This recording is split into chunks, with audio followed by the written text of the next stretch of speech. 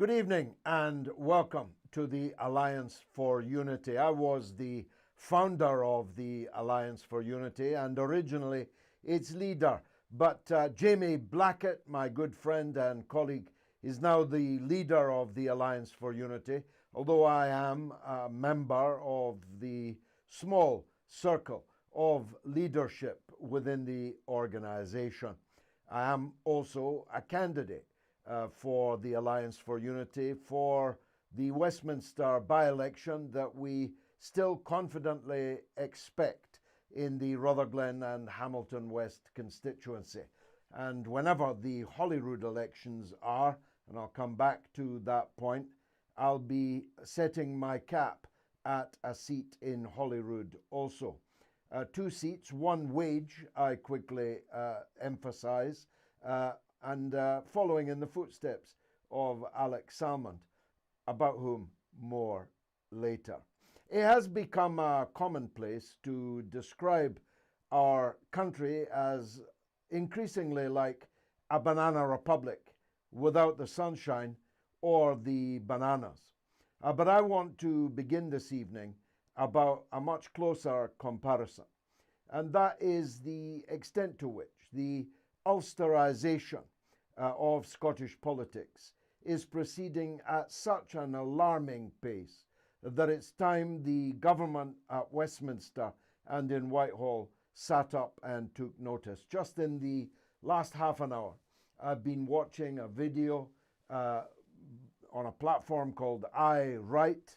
I won't ask you to subject yourselves to the ravings, except that after 39 minutes, the participants in this platform on social media, hosted on social media, and broadcast on Twitter, literally begin talking about shooting people with automatic weapons.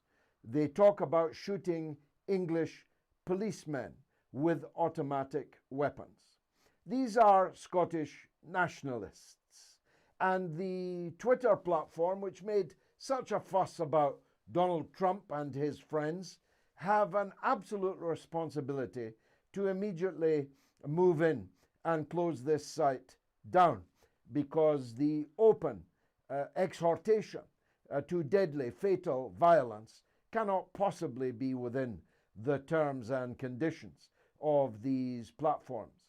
But more importantly, Police Scotland should have, instead of policing personal pronouns, should have, I hope they do have, but there's no sign of any action on their part, a unit looking at the extremisation, the fanaticization, and the slippery slope towards real violence in our country that is being fostered by Scottish nationalism online. I have reported open threats to Police Scotland and nothing happens. I have reported people openly talking about civil war in our country and nothing happens. And this collapse in confidence, which is occurring, of the pro-UK people in Scotland about Police Scotland, is another extremely alarming feature. When people say to me there is no point in reporting these things to Police Scotland, I increasingly have to, though I don't want to, agree with them. And I'll come back to the issue of Police Scotland later. But this has been a week, perhaps to end all weeks, though there may be worse weeks to come. It was begun by a powerful article by a Scottish nationalist journalist in Scotland, Ian McWhirter, in the Herald, in which he adumbrated the crimes, actually, of the Crown Office in Scotland. The crime, the proximate reason was the crime of malicious prosecution of 2 Rangers administrators who have now been paid, brace yourself for this figure, £24 million in compensation and costs for what the Lord Advocate will shortly publicly state to have been a malicious prosecution, not a mistaken prosecution, not a prosecution that shouldn't have been brought, but one that was maliciously brought. £24 million of Scottish taxpayers' money is about to be paid out because of a malicious prosecution mounted by the Scottish law officers, the Crown Office. And the man who's going to apologise for it sits in Nicola Sturgeon's cabinet. This concentration of power in Scotland, of a minority SNP government, a single police force, and with the Lord Advocate sitting in the government, is a hallmark of a banana republic. But even in a banana republic, you probably wouldn't be burning public money at quite the rate the Sturgeon administration has been doing. This figure knocks into a cocked hat the £750,000 or so, and counting, that the government have had to pay for their handling of the framing of Alex Salmond. I'm not shy about putting it that way.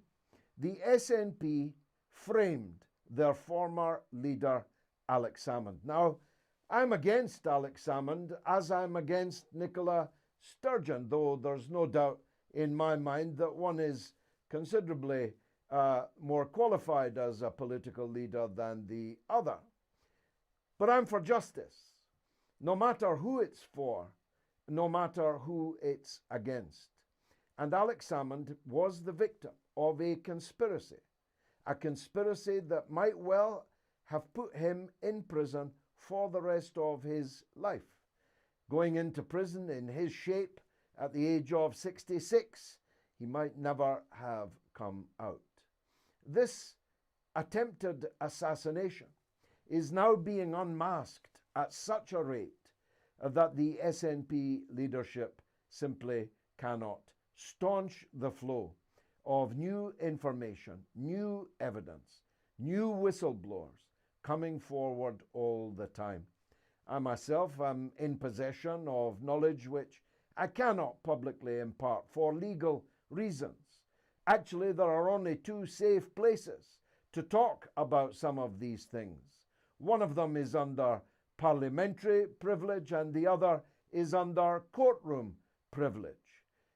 There's another important court case about to begin in relation to the Nicola Sturgeon administration, and there, I'm sure, the legal privilege of evidence given in a court of law will be fully exercised, as this week was the two sworn affidavits of the Honourable Craig Murray, a former British ambassador, in which, inter alia, he made the most serious accusations of serious criminal behaviour on the part of the leadership of the SNP and the Scottish government. And not 1 square centimetre of any newspaper or any news bulletin on radio or television carried this information, which was fully privileged, could have been quoted safely, absolutely in full. Instead, a cross-dressing squirrel was released, with Nicola Sturgeon making an oh so achingly politically correct statement about trans people in Scotland. Now, I don't know how many trans people there are in Scotland. Vanishingly few, I expect. Nonetheless, I absolutely oppose any bigotry or discrimination or hatred against any section of the community. But Nicola Sturgeon's cross-dressing squirrel statement was covered, blanket coverage, on all news bulletins and in every single newspaper. On the day that they could have reported even a centimetre of a former British ambassador's claim under legal privilege in the court in Edinburgh. And you need to ask yourself if this is not further evidence of this concentration of power, this banana republic concentration of power of which I speak. The government, a single police force, the Lord Advocate in the cabinet room, a Crown Office maliciously prosecuting people, and a Scottish media unwilling, except with honourable exceptions, even to report on these matters.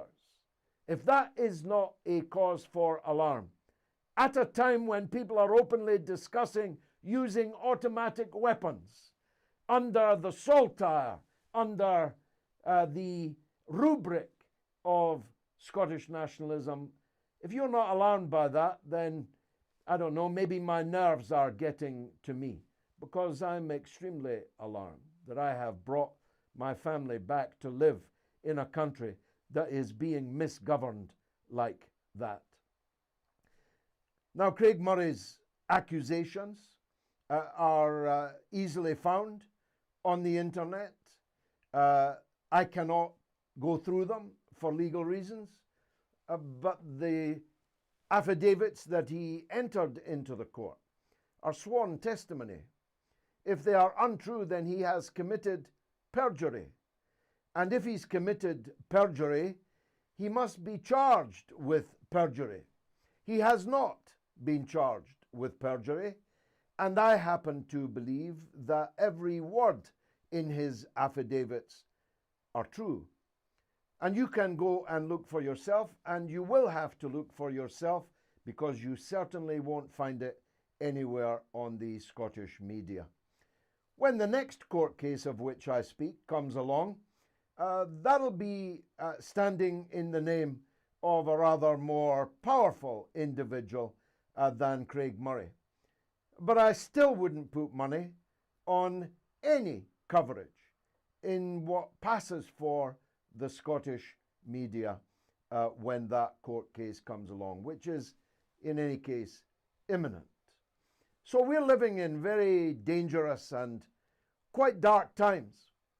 The mainstream media and the political class have all day been shooting the breeze about the Prime Minister of the United Kingdom coming to a part of the United Kingdom to visit a vaccine centre, amongst other things. This is on the back of the SNP government rubbishing the visits to Scotland, working visits to Scotland, of the heir to the throne and of his heir and his wife to Edinburgh to thank NHS workers in Edinburgh hospitals. The pretense that this is not about anything other than the incipient rebellion that they have launched and are now well into doesn't bear a moment's examination. This is not about the coronavirus. Margaret Ferrier travelled all over the country with a positive COVID test in her purse. Ian Blackford drives up and down from the Isle of Skye every other week. SNP MPs are forever in the British Parliament. They, every night being Burns night for SNP MPs in Parliament, as I have frequently said. This is not about the coronavirus. Otherwise, Nicola Sturgeon would be working from home. What does she have to do that can't be done from home? She's actually travelling between Glasgow, if it's Glasgow that she lives in, and Edinburgh every single day, when her governmental residence, Bute House, would be perfectly adequate for her to stay, work, sleep, whatever else she does. This is not about Boris Johnson somehow breaking the coronavirus regulations, any more than the William and Kate coming to an Edinburgh hospital was about that, any more than Prince Charles and Camilla coming to Scotland was about that. This is about fostering and buttressing the growing sense that Scotland, against its will, is already a separate country, and that members of the royal family, the Prime Minister of the country, Rishi Sunak, recently when he came to Scotland, that these are foreigners. These are alien landings in Scotland. That's what this is about. Delegitimizing the United Kingdom and its institutions. It's not about individuals. They did the same to Theresa May. So it's not about Boris Johnson. And neither for me is it about the individuals. I'm opposed to Boris Johnson. I don't even support monarchy. But as long as Boris Johnson is the Prime Minister of this country, and as long as the Queen is the head of state, and Charles is her heir to the throne, and William is his heir, then what kind of mentality would accept this jumped up wee nyaff in the equivalent of East Kilbride Town Council sitting on our IKEA chair, ordering about the Prime Minister of Britain, ordering about the royal family in Britain? This is incipient but increasingly open rebellion.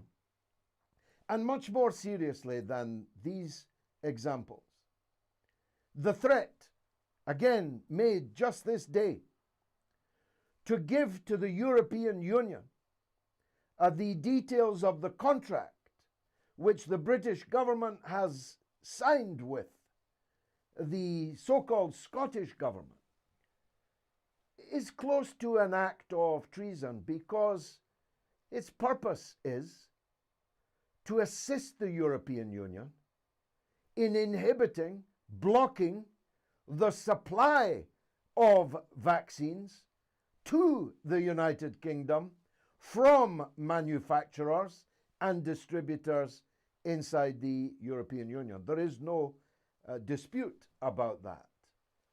Britain has vaccinated 12% of the population.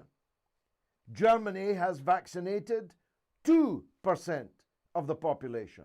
France, less than 2% of the population. They are raiding the AstraZeneca factory in Belgium right now as I speak to you. They are trying, the EU is trying to stop any export of coronavirus vaccine out of the European Union, either to Africa or to Britain. But what they don't know are the details of the contract that the British government has signed with European manufacturers and distributors. And Nicola Sturgeon is going to hand over that information to weaken the position of Britain and strengthen the position of the European Union. And the victims of that will be the people who won't then get vaccinated. Now, I said that England had vaccinated 12%. Wales has done quite well too. Northern Ireland has done quite well too. Nicola Sturgeon's Scotland is miles behind England, Wales, and Northern Ireland. Why? Why? They have the vaccine. Why has it not been given? 2 people have contacted me in the last 2 hours to say that their vaccination appointment has just been put back, in one case 3 months, in one case 4 months. It's your mother and father that are waiting for this vaccine. It's your grandmother and grandfather that are waiting for this vaccine. It may be you that's waiting for this vaccine. The fault lies entirely with the government of Scotland, with the Scottish Health Minister and the Scottish First Minister. So while performing disastrously, much worse than other parts of the United Kingdom, the SNP are threatening to take an action that could result in the drying up of supply to the United Kingdom as a whole, including Scotland. Now, as an act of national self-harm, that is very difficult to beat. Now, I better get on because that was just my preamble. Because tonight is about our answer to the soon-to-be retired president of the SNP. Peter Russell tries too hard. Is it Peter Russell? Is that his name? I've forgotten. Forlean. He tries too hard. He's not Scottish, but he went native amongst us and became an SNP zealot, and one of the most extreme of these zealots. And he, in the middle of this pandemic, in the middle of the current economic collapse, when people are worried about whether their mother's going to get a vaccine or not, whether they're going to have a job next month or the month after or not, whether their company, business, is going to go out of business, go bankrupt, close down or not, Mike Russell thinks the number one priority for us is another referendum. So much so that he's launched an 11-point plan, although I couldn't find 11 points in his plan. But this tartan squirrel, again released to take our mind off the disaster that the SNP have made of our country, is the blueprint that the SNP is currently working to. And if they were to achieve a majority of the seats, they have no chance whatsoever of getting a majority of the votes. But if they got a majority of the seats in Holyrood at the elections in May, which at this moment are still going ahead in May, even though your summer holiday next June, July and August is already cancelled. She's already cancelled your holidays, so don't book. We can't have our holidays, but we can have a referendum and we can have an election. And if they were to secure a majority in that election, we are off and running down the road to Catalonia. Now, Catalonia was resolved by the Spanish government pushing and shoving, and it melted away. But going back to my original point at the beginning of this broadcast, there are people preparing for a lot more than pushing and shoving. We in our country, if they head off down that road, are in for very dark and dangerous times. The Ulsterization of Scottish political life. Now, I will not go quietly into that good night, and I'm hoping that you won't either. And therefore, the absolute priority is in Scotland to deny the SNP that majority. And that means following the first of our big ideas. The first of our big ideas is for a tactical decision to be made, preferably by non-contending parties in constituencies stepping down in favour of the best placed pro-union candidate to defeat the SNP, either as an incumbent or as an insurgent to try and turn out the sitting SNP MSPs. But if we cannot get that, and the hour is late for that, and I will never forgive the other pro-union parties if they fail to reach that agreement, and the worst possible outcome is the result of that failure. But if they will not stand down, we will be asking the voters in Scotland to vote tactically for the best placed pro-union candidate, even if they hate them, even if they hate their party, even if they're a lifelong this, that, or the other. Because the Tories are for Christmas. Separatism is forever.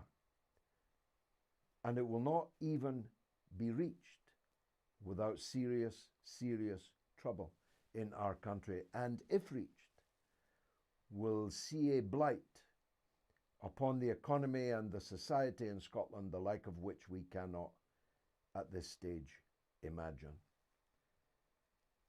So that's the first of our big ideas.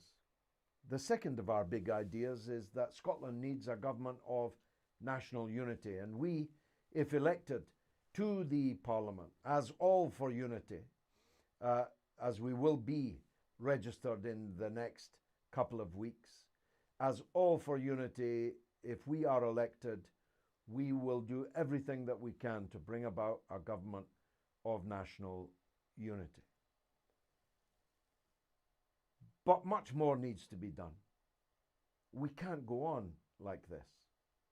No state can be expected to have to justify every day its existence, to have its existence called into question every day.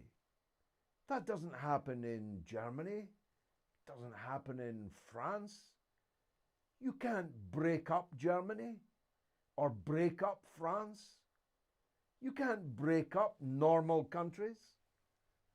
And this is where the devolution idea has gone so badly wrong. And I was, from 1974, a leading proponent of it. I fought hard for this Scottish Parliament.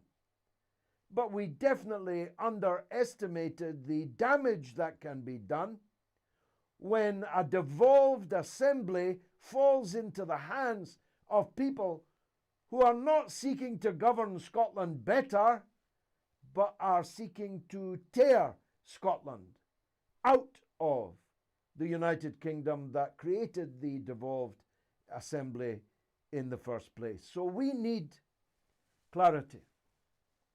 That's why my friend Jamie Blackett has advanced this idea of a Clarity Act, or if you prefer the Daisley nomenclature, a new Act of Union. I don't care what you call it. As long as that act, which the British Parliament can and must legislate without delay, leaving aside what happens in the Holyrood elections, because even if we stop the SNP getting a majority government, this matter will continue to haunt and overshadow everything that we try to do in this small island. So we need a Clarity Act which defines the extremely special circumstances that would have to exist for any part of our country to be allowed to hold a referendum to secede. You could make the argument that as the Act of Union, the real Act of Union, the one that exists now, says that we were joined together, and I quote, forever and ever, that there is no right at all for Scotland to leave the United Kingdom, any more than there's a right for Yorkshire or Kent to leave the United Kingdom. And many of my friends in the Alliance for Unity believe that that ought to be our position. but it's not mine. I think that the principle was conceded by David Cameron in 2014, along with a lot else that he conceded that has continued to haunt us. But having conceded that principle, we have to have a clarity again. We need clarity about what circumstances would have to exist before another referendum could be agreed. And I stress agreed. The shortbread Senate has no right whatsoever to call a referendum, because that is beyond its powers as a devolved assembly within the United Kingdom. And if they were to arrange an illegal referendum, it should be treated by everyone as absolutely illegal, and it should be actively boycotted. Councils should refuse to participate in it. Returning officers, polling stations, all of that must be denied to any illegal referendum. And of course, all of us must boycott the pretendy referendum from start to finish, and actively seek to persuade others so to boycott it. And of course, the danger of all of that leading to trouble is clear and present. We need clarity on what the question would be in any such referendum, what the timing would be in any such referendum, what the franchise would be in any such referendum. I'll tell you something that can never again be allowed to happen. That the captain of the Scottish football team doesn't get a vote because he plays for Liverpool or Manchester United, but the captain of the Lithuanian football team does get a vote because he happens to live temporarily in Edinburgh. That cannot be ever again accepted. All Scots on the electoral register in the United Kingdom must have a right to vote, because after all, they could be rendered stateless by the outcome of any such referendum. It seems to me that the Edinburgh Agreement got it about right, that such referenda are a once-in-a-generation affair. Now, we could argue what the length of a generation is. It's clearly not 6 years. That's, as I now discover, not even the lifetime of a domestic rabbit. That's not a human generation in anybody's book. But we could say 25 years. That might be a suitable definition of generation. Anyway, I'm happy to leave that to Parliament as it draws up the Clarity Act and the new Act of Union, whatever it's going to be called. All these things we need clarity on. The second thing we need to do is to make the positive case for Britain. I'm tired of being the no man. I don't want to keep saying no.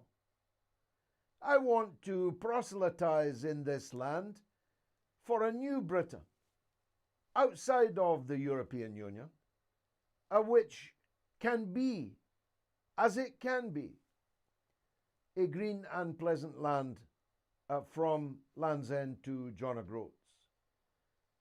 And we have to look for ways to regenerate affection for, fealty to, loyalty to this new Britain that we are now in a position to build. And it will be a better Britain if we can have the kind of unity that we in the Alliance stand for. We need to find USPs like democracy, like freedom of speech. Why can't we make this island the free speech capital of the world, where Zuckerberg and co. don't get to decide who is able to speak in the public square. Why don't we make Britain the free speech capital of the world? We need devolution within. A devolution settlement was not supposed to mean the centralization of all power in the hands of the government in Edinburgh. We need to return to the status quo ante with Scottish policing, for example. It's not healthy to have one chief constable that the First Minister has to have in her pocket. 'Twould be better if it were 8. Would be better if it were separate police forces in the different parts of the country, wouldn't it? It would be better if the law office was entire and separate and independent of the politicians at Holyrood, wouldn't it? Might have saved us a lot of money if it had been. And the interests of the people in Orkney and Shetland are not the same as the interests of the people in Hamilton or in Motherwell. In fact, for many people where I am, in the south of Scotland, we have much more in common with the people in Carlisle or Newcastle than we do with the people of central Glasgow. That's in the way of things. I wouldn't drive from my house to Glasgow for a big shop. I'd be more likely to go into England and do it in Carlisle. Law permitting, coronavirus permitting, of course. So we need not new powers for an already bloated with powers so-called Scottish government. We need to get things into perspective. This was supposed to be a devolved assembly within the United Kingdom. That's what people voted for in the referendum in 1999. They did not vote for an incipient rebellion. They voted for devolved government. And we need to make sure that devolution goes much farther than just transferring Westminster powers to Edinburgh.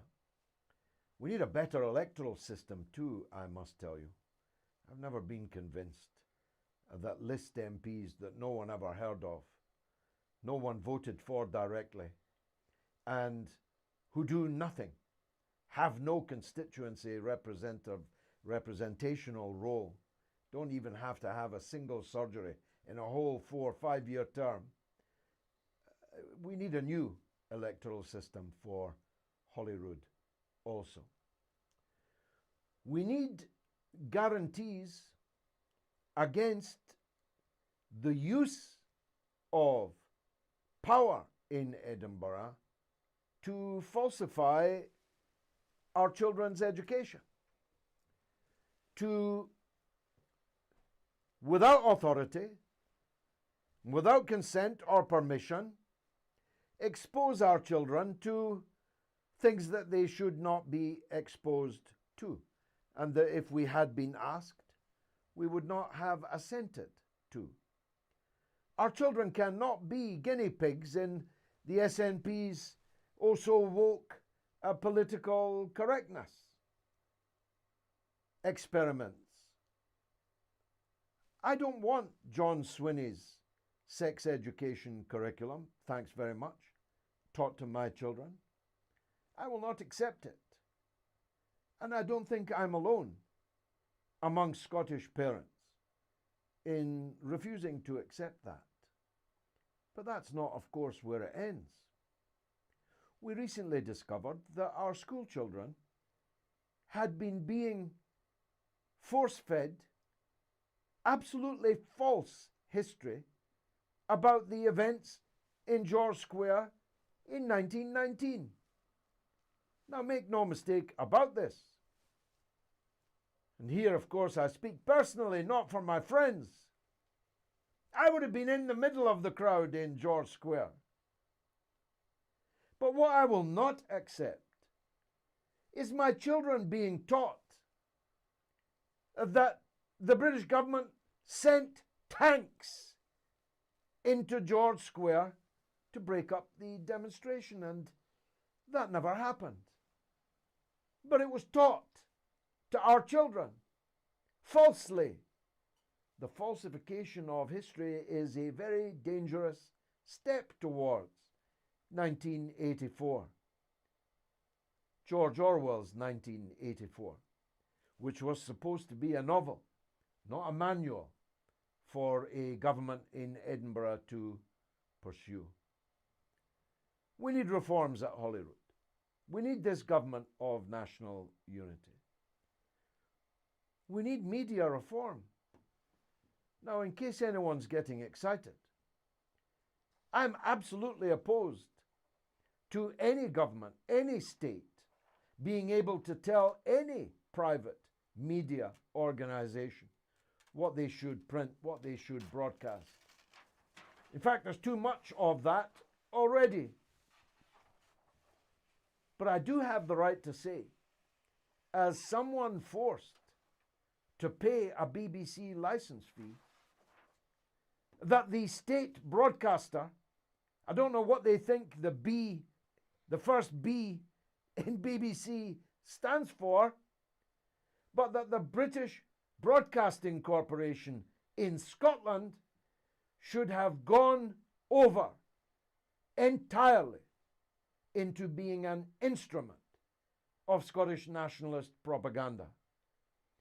And I don't blame the Farquhars and the Lindsays in the BBC Scotland headquarters.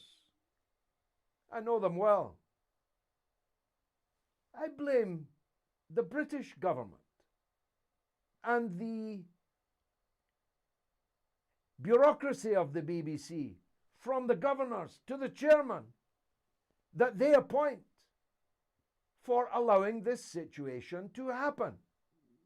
How can it be that the national broadcaster, the state broadcaster, is now in its political reportage?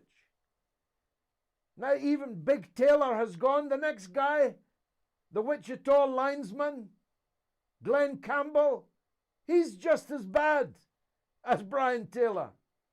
All of their political coverage is entirely at the service of the minority Scottish nationalist government in Holyrood, and that simply cannot be accepted. And it's the BBC's fault for allowing it, and it's the British government's fault for allowing the BBC to allow it. Do you think the BBC in Liverpool would be allowed to become the broadcasting arm of the militant tendency in Liverpool? Of course not. That march on the BBC headquarters that the SNP fanatics took in 2014 has paid dividends. The BBC in Scotland has been Finlandized. It has been terrified, co-opted into a mere part of the comprador of Scottish nationalism, and that will have to change. We need policies in Scotland that are genuinely green. The SNP's gardening section is the only Green Party in the world whose number one priority is not the environment. It's keeping the SNP in power and breaking up the country, with potentially grave environmental consequences, I may add. Not that they care about that. They're the least green. I'm not the world's greenest man. But now that I'm living surrounded by greenness, I'm switching on, very much so. But this Ross Greer and Harvey and so on, they don't give a toss about the environment. If they did, Scotland, where they hold the balance of power, would be the greenest country on earth. But of course, it's very far from being so, because they have exacted nothing from the SNP that could vaguely be described as a green policy. We need real Greens, like Jamie Blackett, a man whose fingers are oozing green, who knows about wildlife, who knows about crops, who knows about trees, who knows about how to look after land and ensure that it sustains life, bird life, human life, animal life. That's the kind of green politician we need in the government at Holyrood, not these wee pretendy gardeners. Harvey, whose face always seems to me to be upside down. He certainly talks out of his backside. We need to be building bridges with other parts of the United Kingdom. I'm not referring here, because I don't have the authority to do it, though I have always supported the idea of building a bridge from Stranraer to Larne. I think that would be useful on many levels, as well as being a great kickstart for the industrial and construction sectors in Scotland, but it would have a broader, wider political efficacy also. That's not the bridge I mean on this occasion. I mean, we have done a lot of damage. The SNP government has done a lot of damage. In fact, it's clear enough to me that one of their tactics is to make English people hate us, resent the fact that we get nearly £2,000 a year per person, more than they do. And yet we're never done insulting, and even on that broadcast I talked about earlier, threatening to shoot them. That's the road we're on, ladies and gentlemen. We're on the road to making English people hate us. And what would that portend when there's a hard border, as there would have to be, between Scotland and England? 75% of our exports have to come through England. 61% of our trade is with England and the rest of the UK. Millions of us have got relatives, in-laws, relatives from England, or living in England and working. There's millions of Scottish people living and working in England. And this hatred that is being, in my opinion, willfully generated has dark implications for them. I've only got time to deal with my 10th and 11th point. If we get that government of national unity, we must embark immediately on the denatification of Scottish public and cultural life. One of the many aspects of this centralisation that I spoke of earlier, this unhealthy, unholy centralisation of power, is that if you ain't on the nationalist script, don't bother asking for a grant. Don't ask for funding for your film or your play or your book or your painting or your gallery or your theatre space, not unless you're fully on board with the separatist project. If you don't believe me, ask anybody in the arts. Ask Mark Miller, my friend, the head of Netflix in Britain and Ireland. He'll tell you about the hoops you need to go through and the boxes you need to tick to be anything or anybody or anywhere in Scotland's cultural scene. That's why we end up with the excrescence of Janie Godley on our television screen every day. And finally, it's the same point that I made at the beginning. It's points 1 and 11. We need to defeat this separatist threat, this existential threat to life on this island, which would cause grief and even suffering for decades, even on their own reckoning. Even on their own reckoning. It would take Scotland 20 or 25 years to return to anything that could remotely be described as prosperity. The European Union, buckling under the weight of the coronavirus, is not in a hurry to find a new net beneficiary member state of the European Union. They have plenty of those already. Now you can follow us.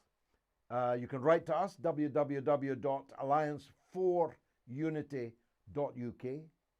You can join us, and I hope you will, for £10 online at Alliance for Unity. We are on Twitter, or write to us at that website address, alliance4unity.uk. If you want to write to us about anything I've said tonight or anything more that you want to know about us, you can email contact@alliance4unity.uk.